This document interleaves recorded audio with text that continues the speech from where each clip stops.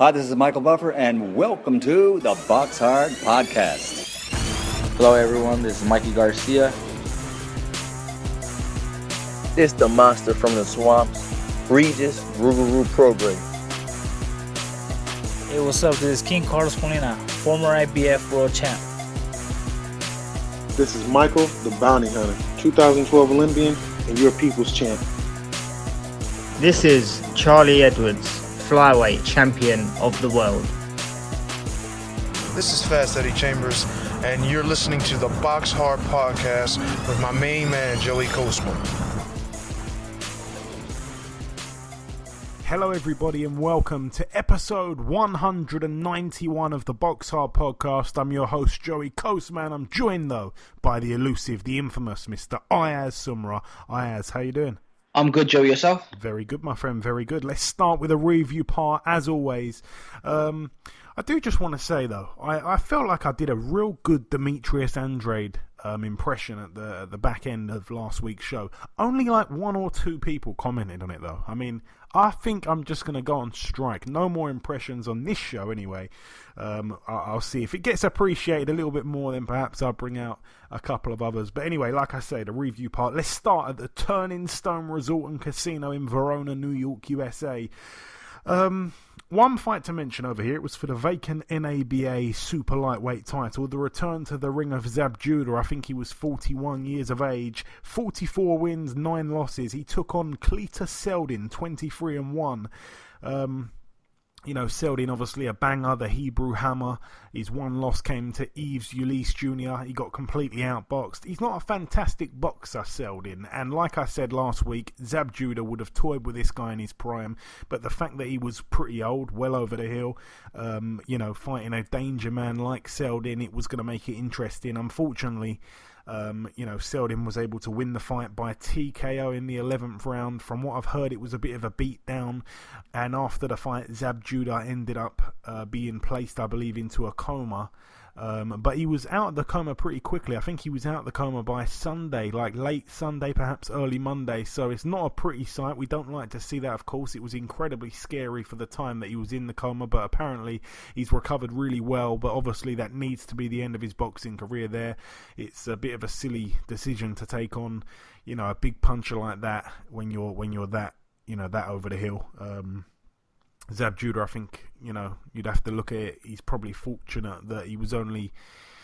I mean, he's not fortunate to have been in a coma to begin with, but after being in a coma to wake up, you know, after about 24 hours is pretty remarkable, actually. So, you know, it's just a harsh warning there, a bit of a wake-up call that he needs to probably hang up the gloves now. Well, certainly hang up the gloves now. So, all the best to Zab Judah. I like Zab Judah. I've got nothing against Seldin either, really, but, you know, it just goes to show how dangerous boxing can be at times. That's it, though, for that one. Moving out now to the Bilbao Arena in País Vasco, Spain.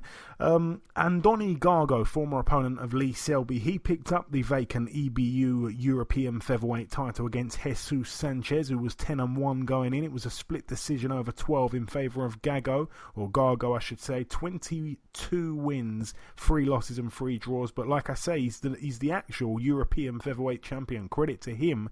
And on the undercard, Kerman Leharaga moved to 28-1. It was for the vacant WBC Latino super welterweight title. In the other corner, Luis Solis, 25-10 now with 4 draws. It was a knockout in the 4th round. You know, he didn't choose to take the rematch with Avanesian straight away, Leharaga, and Avanesian actually flew out to Spain and watched it ringside. I think he got in the ring afterwards. They had a bit of a stare down, so perhaps that rematch isn't dead after all. Perhaps he does want that rematch. So yeah, perhaps that will happen. It was a brilliant win there for Avanesian, but Leharaga needed that little warm-up fight there. And one fight on the undercard, actually, that I didn't even notice. Oleg Malinovsky, 23-0. He scored an 8th round unanimous decision over Alex Mora, who's now 10-12 with 6 draws. Malinovsky, I'm not quite sure how he ended up fighting in Bilbao, but anyway, that's a decent fighter there.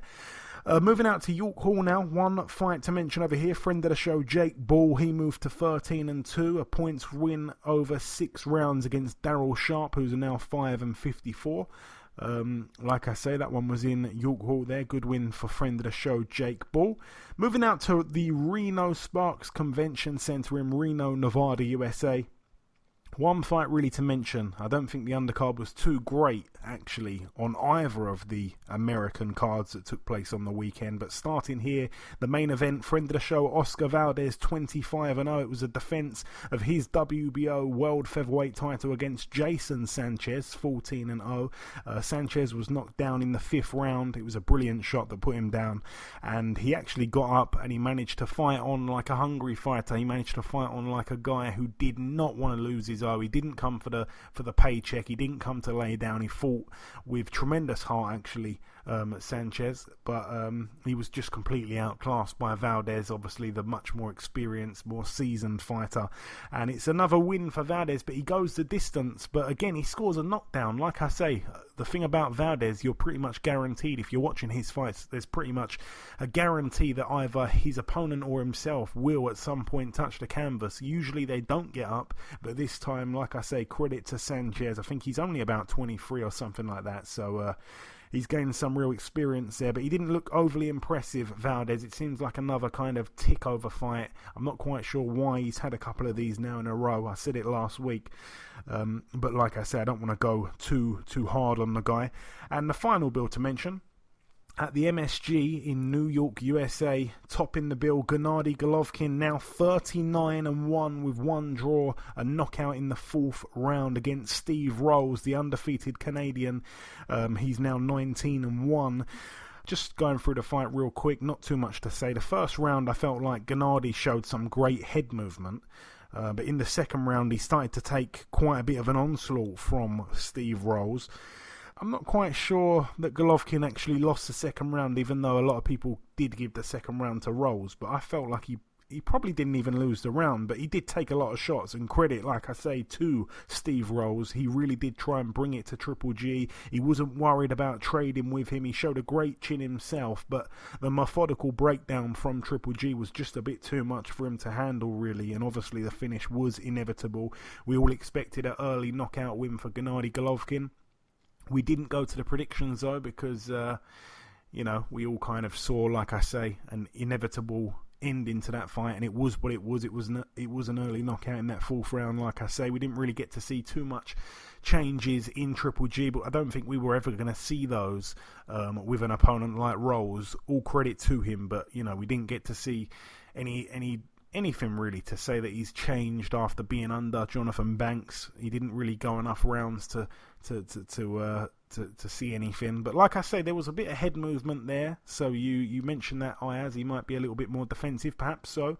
I just don't think he respected the power of Rolls, and the finishing shot was a tremendous shot. I think it was a long left hook straight down the pipe. In fact, yeah, straight shot, straight down the pipe, I believe it was, from Gennady Golovkin, and he was down and out Rolls. It was a brilliant shot, but yeah, he really did stand and trade with him. He showed no fear at all, Rolls, and I'd like to see him again. I know he's 35 or something himself, but I think he could really put up quite a test against some other guys that are coming up in that middleweight division. Perhaps him against Luis Arias. That would be a good fight. I don't know why I've said that, but that just jumps out at me. Luis Arias, that would be an interesting one if he is to still box at 160.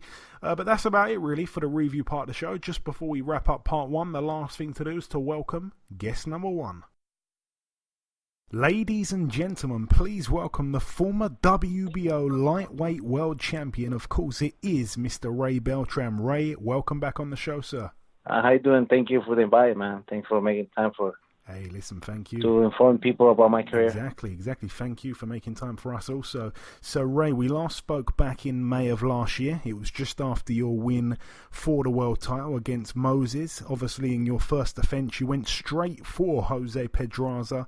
Pedraza's a guy, in my opinion, that is a very good fighter. I mean, he had that one bad night against Gervonta Davis, and people seem to write him off. I've always rated him very highly. Unfortunately, he was able to emerge victorious on the night, which ended your short reign as a world champion. What seemed to go wrong back in August for you, Ray? I don't like to make excuses, Obviously, people seeing that I didn't fight the way I used to fight, that night. But,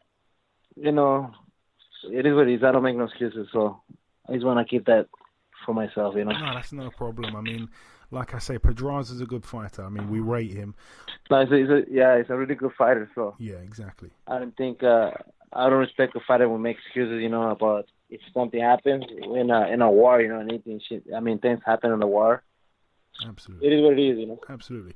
But obviously your comeback fight was against Hiroki Okada. Now, Okada was a relatively unknown but undefeated Japanese fighter who proved to be a very good fighter. It was a very exciting fight while it lasted. It was a close fight until you did what you do best, Ray, which is to drag your opponent into deep waters. And on this occasion, like many others, he couldn't swim with you. You got the stoppage in the 9th round, a brilliant fight. Talk us through it, please, Ray.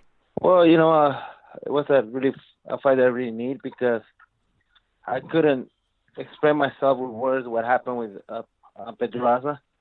But I need a hard fight, you know, to prove that who I really am, you know, when I'm good, when I'm good in a fight night, you know. Yeah, no, I completely understand that. When we last spoke, Ray, we talked about a lot of your memories training under Freddie Roach at the Wildcard Gym. You had some good stories from the past, but it seems like you're back training there, perhaps. What's the situation now? Well, you know, when I fought Okada, basically it was a very hard training camp because I kind of trained on myself, kind of almost, you know. And I think it was a chance to fight Ramirez, you know. And anyways, Freddie was interested in training me, so we know he's a great trainer, so we decided to train with him. And how does it feel to be back pretty much where you picked up most of your boxing knowledge, I guess? Well, it's so good, you know. He's been in Walker most of my boxing career. Yeah. And it's a good environment for me, you know, to train. Nice. It's good to see you back there, Ray. You know, you seem happy back there, which is a fantastic thing. Your next fight, Your next fight takes place on the 28th of this month for the IBF World title. You'll be taking on Richard Commey. What do you know about Richard Commey, Ray? Very good fighter. He's a very good fighter and very tough fighter. You know, I think he reminds me of myself. I think one of those fighters that don't really get much credit. Is better than people think he is, you know, than even the social media or boxing world think he is, you know. So very tough. It's going to be a tough fight, you know. Yeah, I think, you know, a lot of these African fighters seem to suffer from being underrated, being overlooked for large parts of their career. Obviously, Commey is a very good fighter. Like we said, he's got that big knockout ratio. As I mentioned earlier, you managed to rack up a good amount of knockouts yourself. Can this fight possibly go to 12 rounds? I almost can't see it. Well, it can go. I mean, never know. Anything can happen, you know. I just focus on winning, you know, but, you know, you got power. I believe I have power, too. I mean, a lot of things can happen, you know, on that night. And another thing that we spoke about last time, Ray, was your status trying to obtain a green card in the US. You were under immense pressure outside of the ring. Has that situation been sorted now? I'm hoping it has. Well, we're in process still.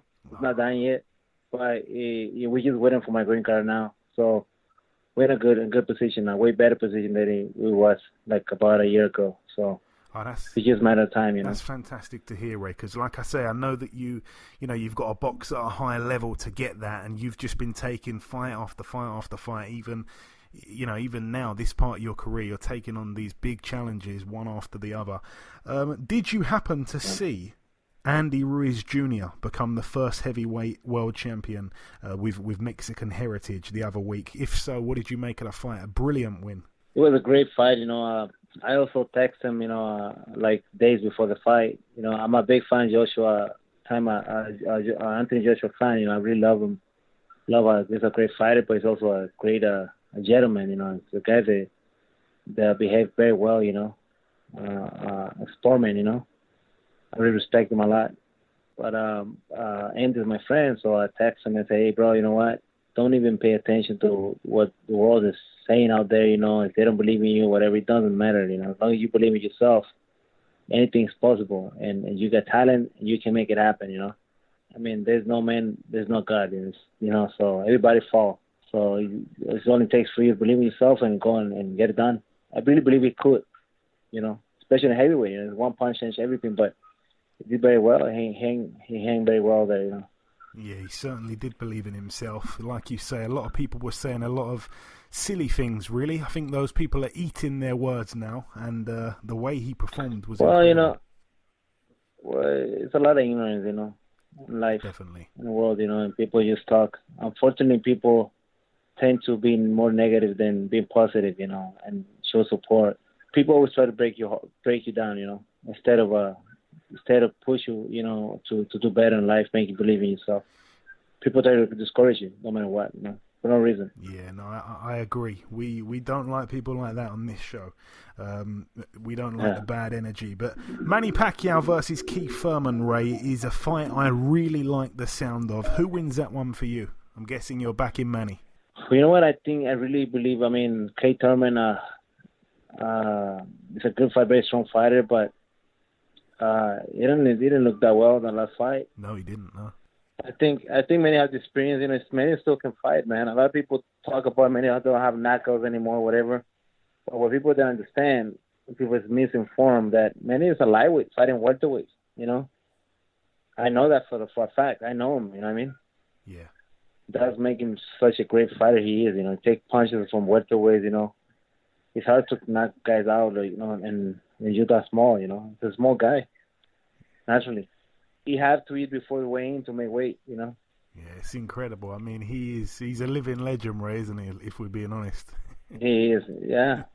He's just a special guy. Absolutely. But no, it's right. You know, I've been saying it to everybody.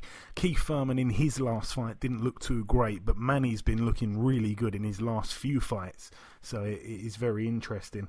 And just before we let you go, Ray, have you got any closing words just to anyone that may be listening to this, but also your UK supporters? Have you got any closing message before we let you go? Well, you know what? I just want to thank, you know, to all my fans and all the people that paying attention to my career, you know, and I just want to thank for all the support, you know. I'm going to do my best to put on a great show and make you proud, all my fans in the UK, you know. Thank you so much. I love you, you know, for the unconditional support, and God bless you all. Very well said, Ray. Listen, it always is a pleasure speaking with you, my friend. Thank you so much for your time, and I wish you the absolute best of luck for June the 28th in California. Hopefully the next time we speak, I'll be speaking to a two-time lightweight world champion. Thank you very much. God bless you too, and nice talking to you too.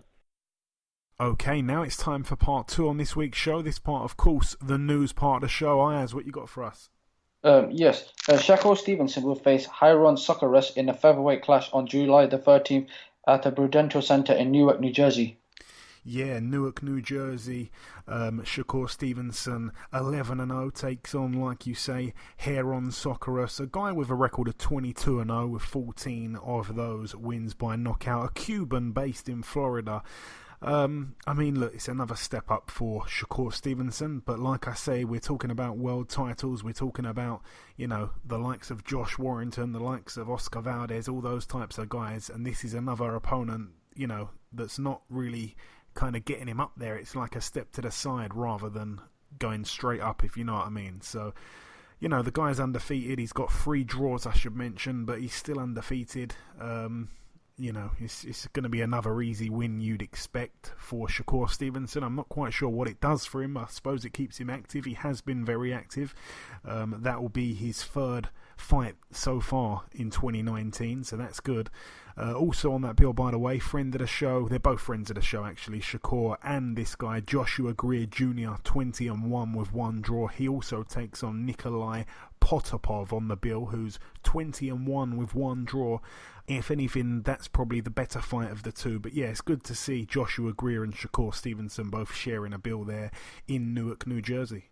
Murat Gassiev will face Joey Dereco in his heavyweight debut on the undercard of Hooker versus Ramirez on July the 27th. Yeah, Hooker Ramirez, the undercard. Murat Gassiev against Joey Dereco. Obviously, Dereco, a guy that has been confirmed, was sparring Anthony Joshua in the build-up to Joshua Ruiz. So I remember seeing Dereco fight Jennings as well, Bryant Jennings. I think that was a brilliant fight. He's got pretty fast hands. I can really see the science behind him being brought in as a sparring partner to prepare for someone like Andy Ruiz, you know, like a kind of rounded guy. I don't mean that very complimentary, actually. I mean, he's pretty round around the waist, if you know what I mean, and he's got quick hands, so I can understand that. But it's nothing that Gassiev shouldn't be able to handle in his heavyweight debut. It's probably a decent opponent for him to look good against, and it's going to be interesting to see what he can do at heavyweight. Kawayafai would defend his WBA super flyweight title against Nobelto Jimenez. Yeah, that one's set to happen in Providence at the Dunkin' Donuts Center. Obviously on the undercard of Demetrius Andrade. Sorry for that poor impression there of Andrade. I was better when I was a little bit more prepared the other day. But yeah, Kawayafai, a lot of people are a bit annoyed with his world title defences. He is actually Britain's longest reigning world champion out of all the current champions. He's obviously had the belt since, I think it was 2016, I believe it was. He's had a few defences that have been a little bit, I don't know what to say. I mean, the Charlie Edwards fight was there for a long time. He seemed like he didn't really want that. He wanted other guys, international guys, and it's been a little bit underwhelming. He is a friend of the show. We like him on this show. And he takes on, like you say, Norberto Jimenez, a guy with a record of 29-8 with 4 draws. I've never heard of the guy, I'm being honest with you there. When he turned pro in 2010, he actually lost 7 of his first 8 fights. I mean, that is incredible. And then he went on to win his next one, then draw his next one, then lose his next one, then win his next one, then draw his next one. So he's had, finally, a little bit of a run now. He's coming off of about 9 wins in a row. I don't think that's ever happened in his career. He has got a split draw against Kohei Kono. That was for the super flyweight world title back in 2014. I mean, that's okay, but that's probably his claim to fame, really.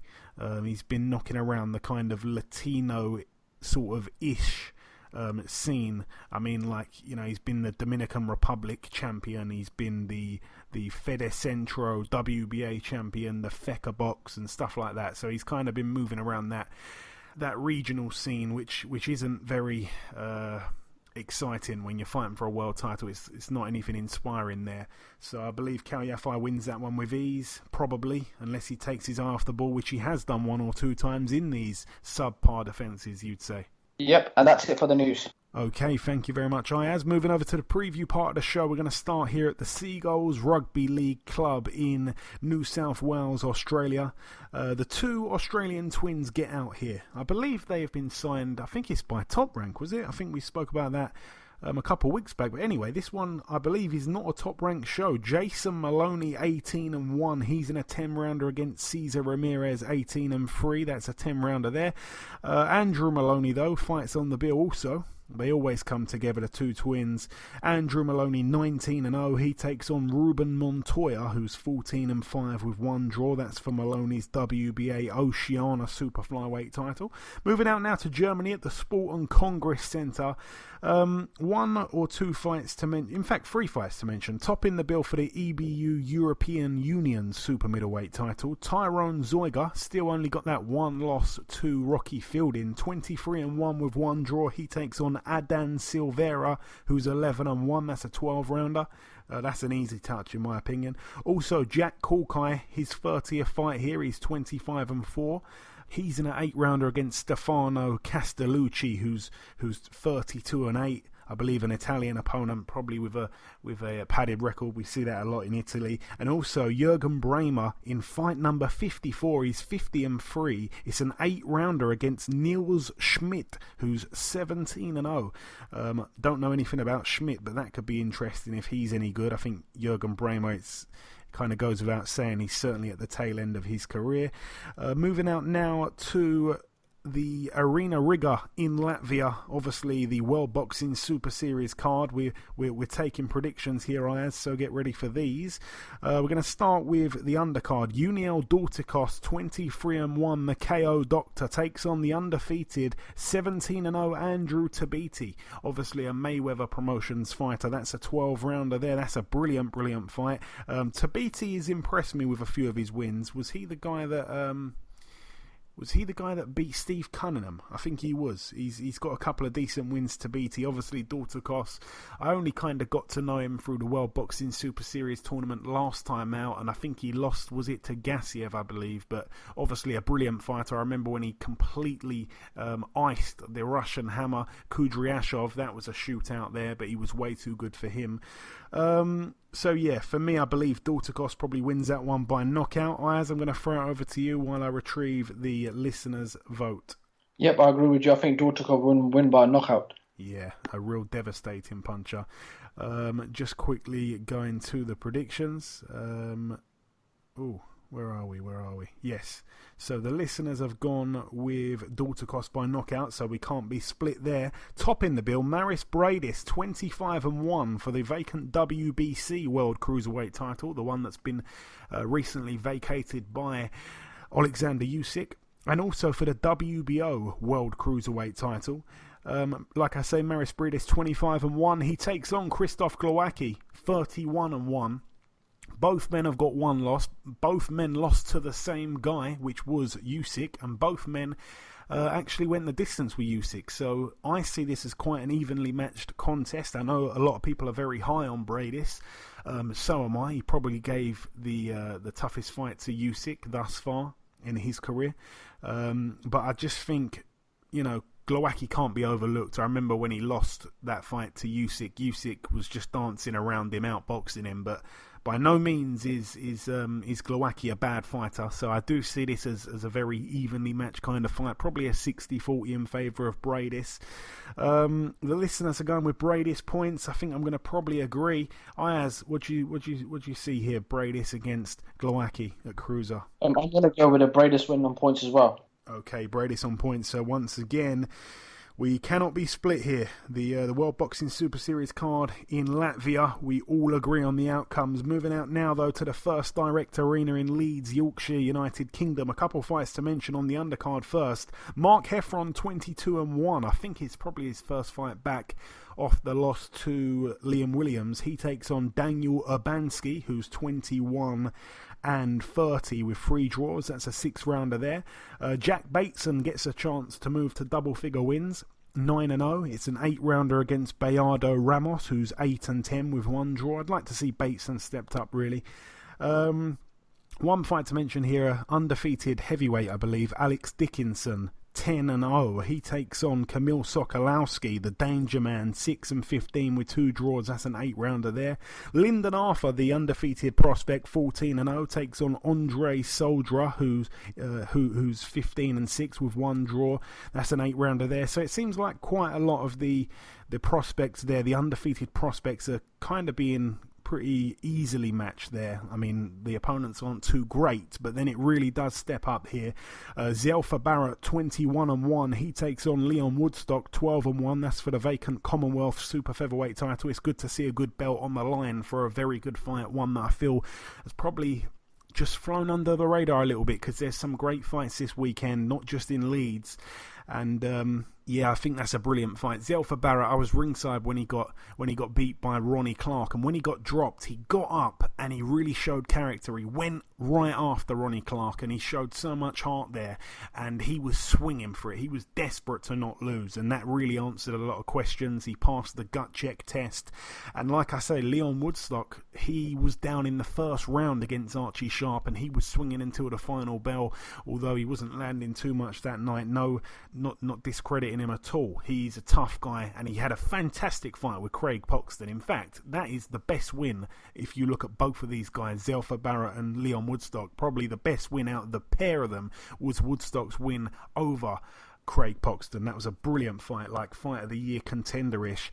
Also on the bill, James Metcalf, 19-0. He fights for the Commonwealth vacant belt against Jason Wellborn, former British champion. I think he's coming off that loss to Jarrett Hurd, 24-7.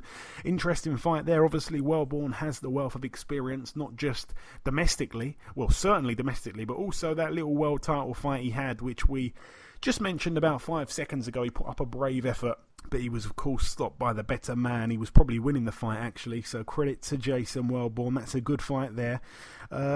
We've gone to the predictions. I've just missed it. We've gone to the predictions on Zelfa Barrett against Leon Woodstock, Ayaz. How do you see that one? I'm going to go with Zelfa Barrett to win on points. Okay, Zelfa Barrett on points.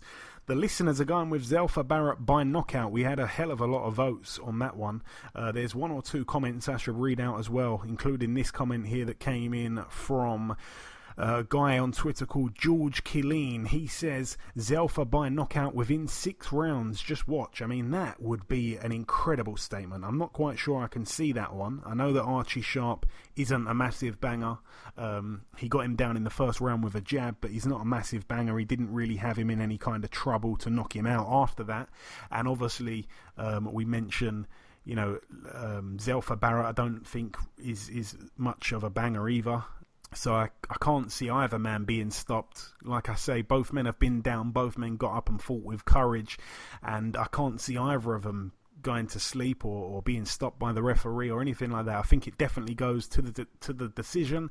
The only thing is I think Zelfa might just be a little bit too fit. And I think he's got a little bit more to his game than Leon Woodstock. I'm not saying Leon is one-dimensional. I just think Zelfa has got a little something special about him. I'm not too high on him because people were running away with it. Before his fight against Ronnie Clark, people were saying he's a future world champion, stuff like that.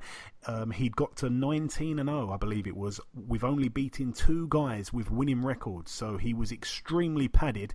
And then, of course, it all unravelled at the famous York Hall. So for me, I think he probably does grind out a points win, but I don't think it's going to be easy. I think that's going to potentially steal the show, actually.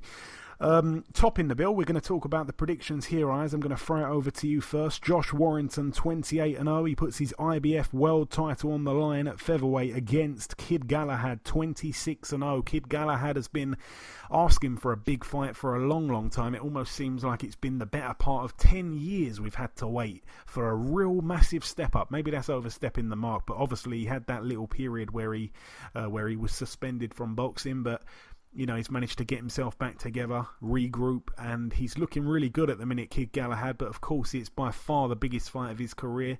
Like I say, we've been waiting a long time. Is he going to do it? Talk to me. I think it's going to be a very tough fight, right, for Kid Galahad. But if I'm going to go with the win, I'm going to go with Josh Warren to win on points. So I think he's improved a lot. Okay, short and sweet there from Ayaz. I will say that we're all agreeing with this. I'm going to go Warrington points, and so are the listeners. I just think that Kid Galahad brings something that Carl Frampton and Lee Selby don't bring. I mean, Lee Selby's tall and rangy. He's got a good jab. He's good with his reflexes. I think Carl Frampton obviously was moving up in weight, just like, by the way, Kid Galahad has had to do. He was obviously at Super Bantam. He's a smaller guy like Frampton was, and I don't know, Frampton's a good boxer, but there's something about Kid Galahad. He's just got something. He's a little bit more kind of well-rounded than Selby and Frampton. I think that's fair to say. So he does bring something that those guys didn't, and I think he's probably the best counterpuncher out of a lot of them. He can fight on the inside. He can fight at distance.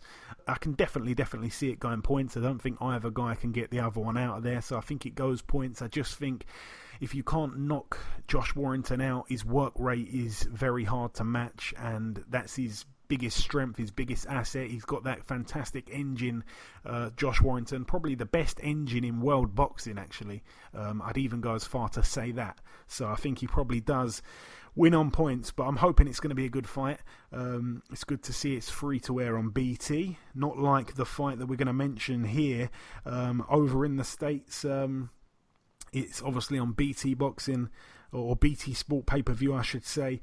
Topping the bill, Tyson Fury 27-0 with 1 draw. He takes on Germany's charge, Tom Schwartz 24-0, a guy that we don't know too much about, Ayaz. We certainly didn't know too much about before the fight. I mean, I've kept my eye on him probably for about a year or about 18 months, something like that. But obviously I was shocked when he signed to fight Tyson Fury. The fight is happening this weekend. Obviously we're surely backing Fury to win, but by which method? I'm going to go with Fury to win on points. I think Fury just wins on points for me. I think it's just going to be a points win for me.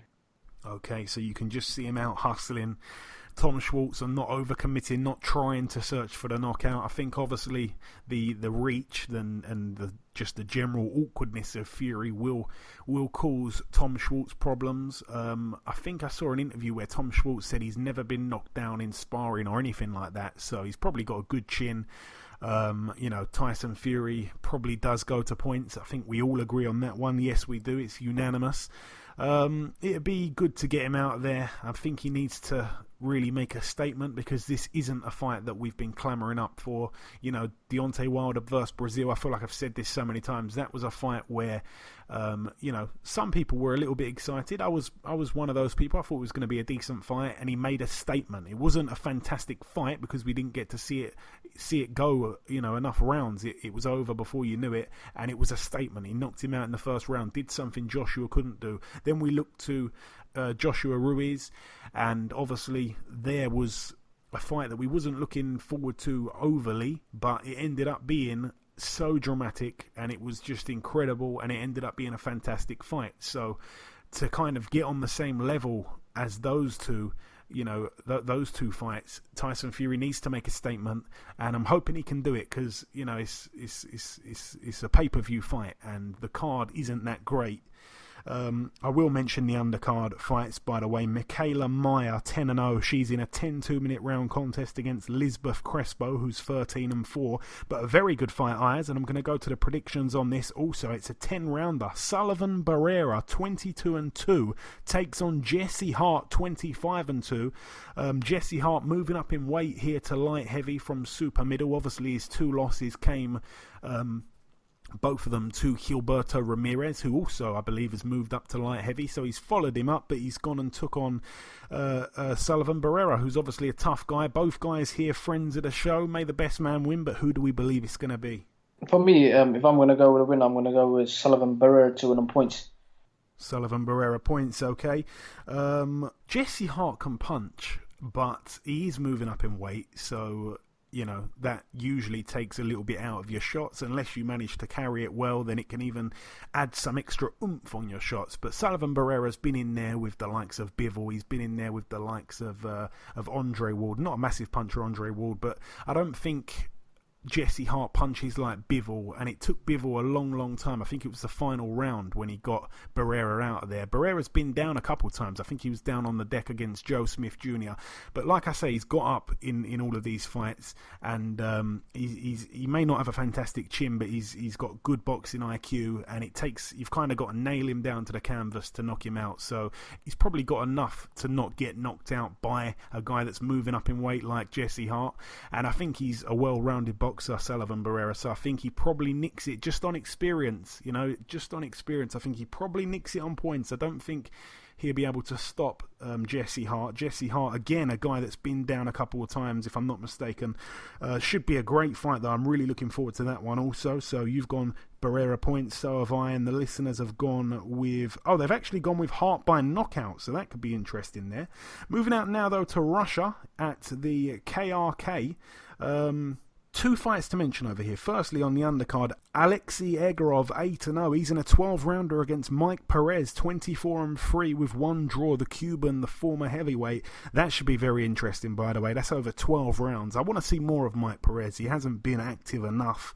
He really hasn't. I think he's probably getting on in age as well. I haven't looked to see how old he is, but also topping the bill for the vacant WBC Silver Cruiserweight title, Dmitry Kudryashov. We mentioned him earlier. He fought Dorticos, 23-2. He got knocked out by Dorticos. The other loss, he got knocked out, but he came back and knocked the guy out and avenged it. So he can certainly bang the Russian hammer. But in the other corner, former Bellew opponent Ilunga Makabu, 24-2. Remember, he had Bellew down in his fight. He can really bang as well, and there's no chance in the world that this one goes the distance. I think Makabu's probably the better boxer, but the raw power, I'd probably say, is with Kudryashov. So that could be...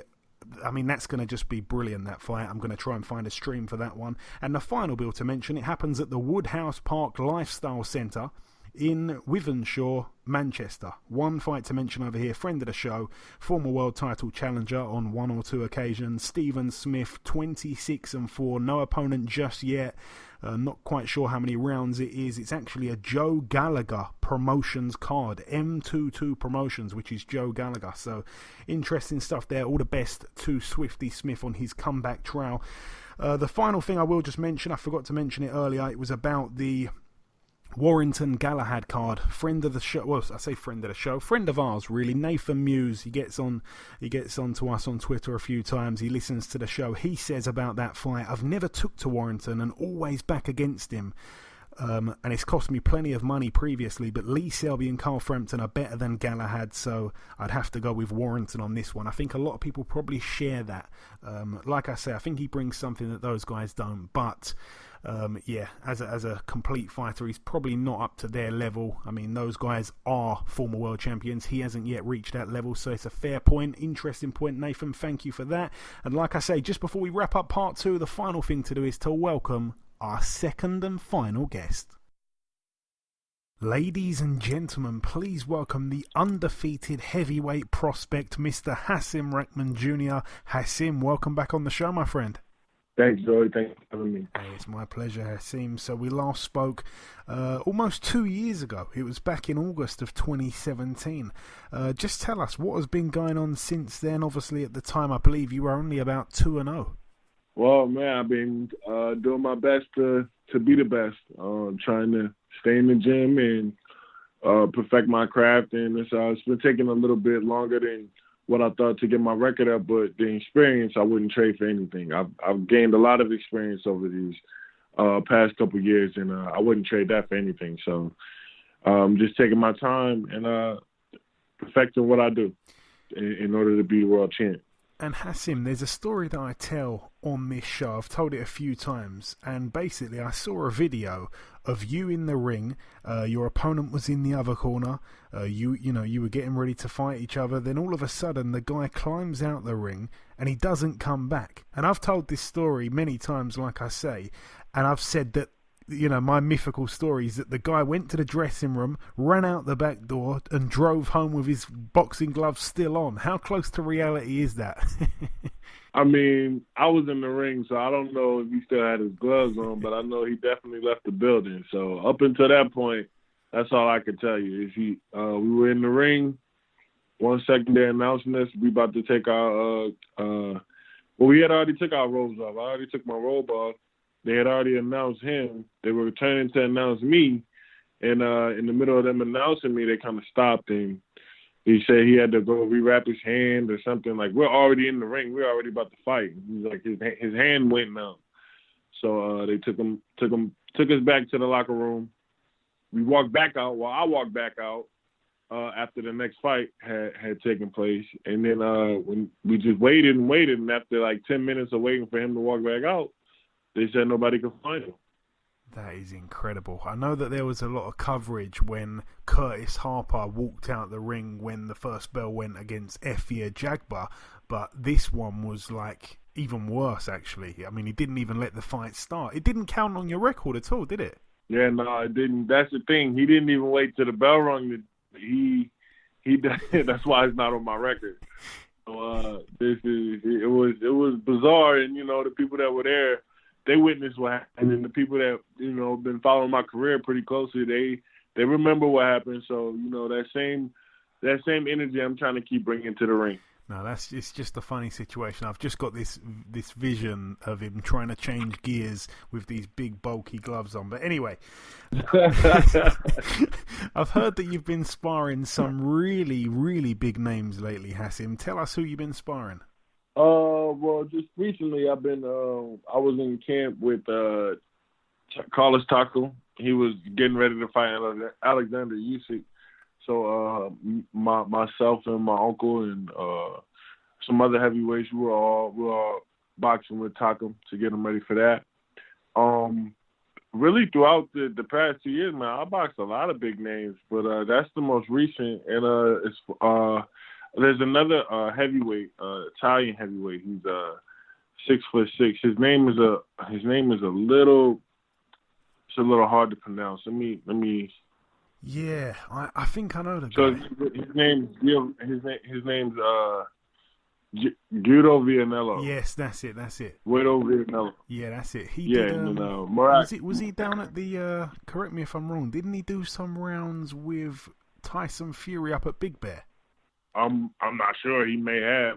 I'm not exactly sure, but I was working with him and Murat Gassiev up in Big Bear, and It's I've been boxing, man. A lot of guys. Michael Hunter. We're always boxing. That's the person I've gotten the most rounds with. I've got more boxing rounds with Michael Hunter than I do anybody else in boxing. Yeah, which is fantastic work. Obviously, I saw you. Yeah. I saw you walk out with Michael to his last fight against Fabio Maldonado. We all hoped for a little period that Michael would get the Anthony Joshua fight. Instead, Andy Ruiz managed to get the fight. He managed to not just get the fight, but pull off the upset as well. Did he shock you the same way he shocked most of us, Hasim? I don't believe so.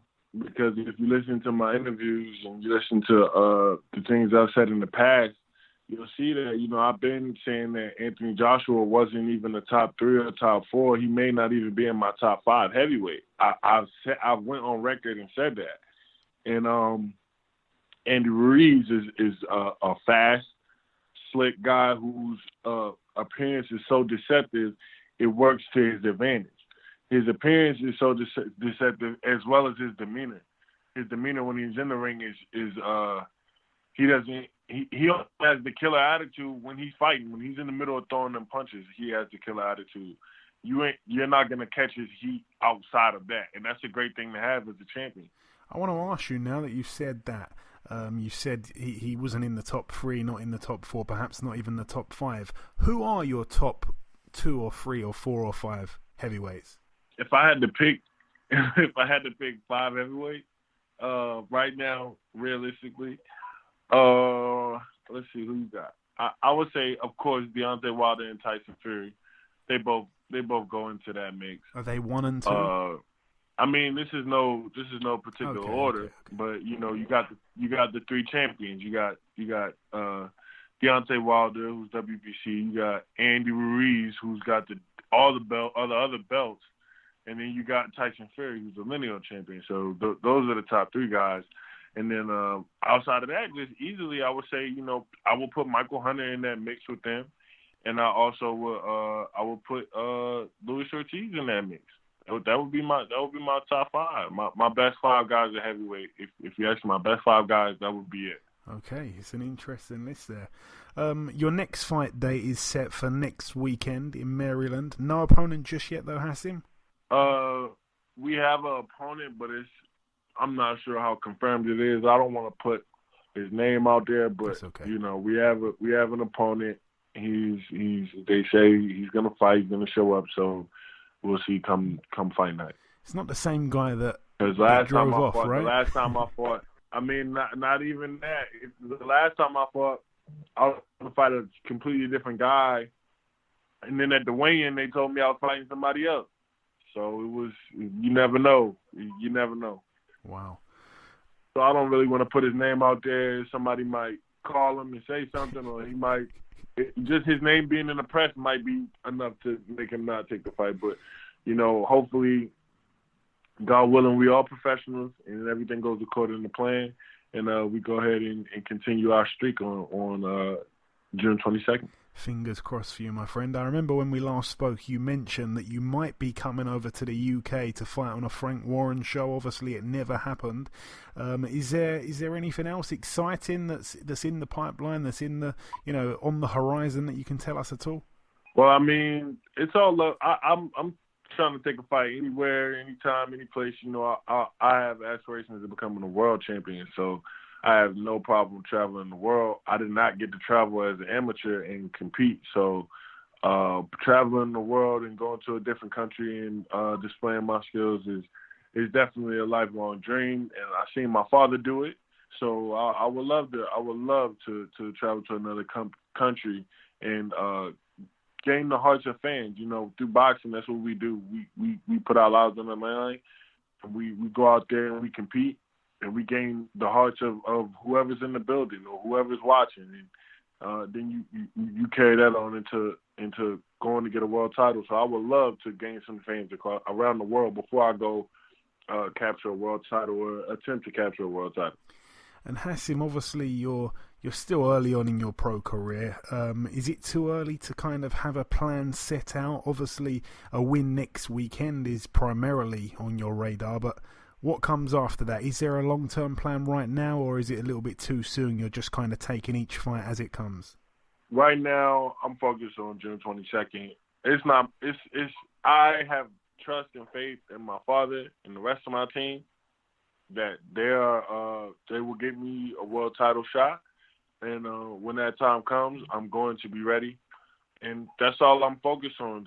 I'm not really focused on when it's going to come or who it's going to be against or any of that. All I'm worried about is bringing the best Hasim Rahman Jr. to the ring every time. Next Saturday is definitely on top of the radar.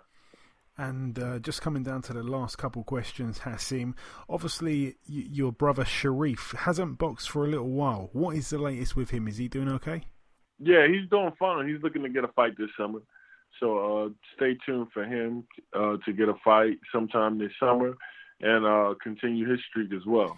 And finally, just before we let you go, Hasim, have you got any closing words? And also, don't forget to give out your social media for people to follow you if they aren't already following. Yeah, no problem. Everybody can follow me at _JR on Instagram.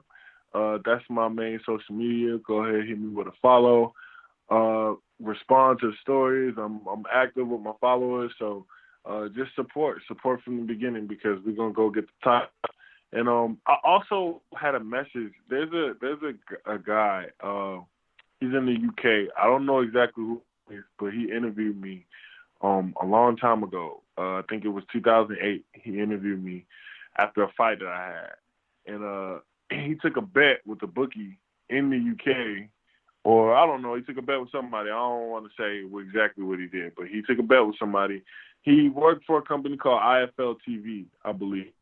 And he made a bet that I would hold a world title during my professional boxing career. Now, this is long before I even turned pro. And any version of the heavyweight title was the bet, and he gave him 80-1 odds. So I would like to make sure that guy still got that other guy number because he need to go ahead and get ready to collect. That's faith right there, man. Man, that's faith. I wanted to get in touch with that guy because I'm glad that he took that bet and that he believed in me even from way back then. Because there's no telling where I could have. No, I'm sorry. It's not IFL TV. It's World Fight Products. I'm sorry about that. No problem. It's World Fight Products. He worked for World Fight Products. There's a YouTube channel, and that's who he interviewed me for. And the YouTube clip is still. I can find it and try to send it to you. Yeah, absolutely. But that guy, he put 81 odds that at some point in my career I will hold any version of the heavyweight title. And I know he's somewhere overseas, somewhere in the UK or in Europe, the Europe area. So if he's listening, go ahead and tap in _JR on Instagram. Let me know. And anybody else willing to bet against me or bet with me, y'all know what it is. I'm coming to shock the world. And it is possible. Anything's possible you put your mind to. Very good words, my friend Hasim. It is always a pleasure catching up with you, brother. Best of luck for next Saturday, and we'll catch up sometime after, I'm sure. Thank you, Joey. Call me after the fight. Okay, and this wraps up episode 191 of the BoxHard Podcast. I've been your host, Joey Coastman. Ayaz Sumra has been Ayaz Sumra. A massive thank you to our two guests on this week's show, the former WBO Lightweight World Champion Raimundo Beltran and the undefeated heavyweight prospect Hasim Rahman Jr. There has been some news break whilst we've been recording the show. Derek Chisora will now be fighting on the White Rivas undercard on July 20th against friend of the show, Artur Spilka. Also, Scott Fitzgerald has been ruled out of his fight against Brian Rose, and in steps Anthony Fowler. That one is set to take place on July 6th in Manchester, but that's about everything, people. 6 points are up for grabs on the Prediction League this week, so best of luck with that one. There is so much good boxing on this week, so I'm really looking forward to that. Lots and lots of good fights. Thank you all for listening to the most international boxing podcast in the world, and we shall see you all again next week.